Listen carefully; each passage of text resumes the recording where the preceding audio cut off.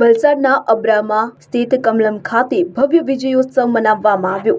વિવિધ રાજ્યોમાં ભાજપને મળેલ ઐતિહાસિક જીતને વધાવી લેવા માટે વલસાડ જિલ્લા ભાજપ કાર્યાલય પર ઉજવણી કરવામાં આવી। કાર્યકરોમાં ભારે ઉત્સાહ જોવા મળ્યો હતો। ફટાકડા ફોડીને, મીઠાઈ વહેંચીને અને ભારત માતા કી જય તથા વંદે માતરમના નારા સાથે વિજયોત્સવ મનાવવામાં આવ્યો। આ પ્રસંગે જિલ્લા ભાજપના આગેવાનો અને મોટી સંખ્યામાં કાર્યકર્તાઓ ઉપસ્થિત રહ્યા હતા અને એકબીજાને જીતની શુભેચ્છાઓ પાઠવી હતી।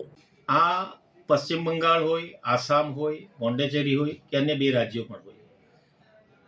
પશ્ચિમ બંગાળની જો વાત કરું તો ત્યાં એક વિક્રમ સર્જક વોટિંગ પણ થયું।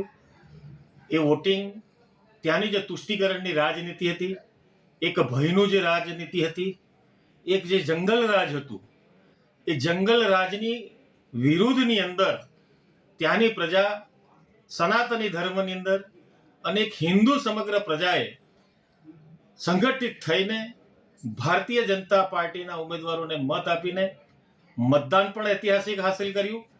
અને એની સાથે સાથે આજે 4 તારીખે પરિણામ પણ મતદાન કરતાં પણ એક ઐતિહાસિક વિજય હાંસલ કરીને સમગ્ર સનાતની સંસ્કૃતિનું રક્ષણ અને જતન પશ્ચિમ બંગાળની અંદર જે કર્યું છે એનો શ્રેય તમામ ભારતીય જનતા પાર્ટીના દેશના યશસ્વી વડાપ્રધાન માન્ય શ્રી નરેન્દ્રભાઈ, અમિતભાઈ, રાષ્ટ્રીય અધ્યક્ષ નીતિન નવીનજીને જાય છે અને સમગ્ર હિન્દુ સમાજની જનતાને પણ જાય છે।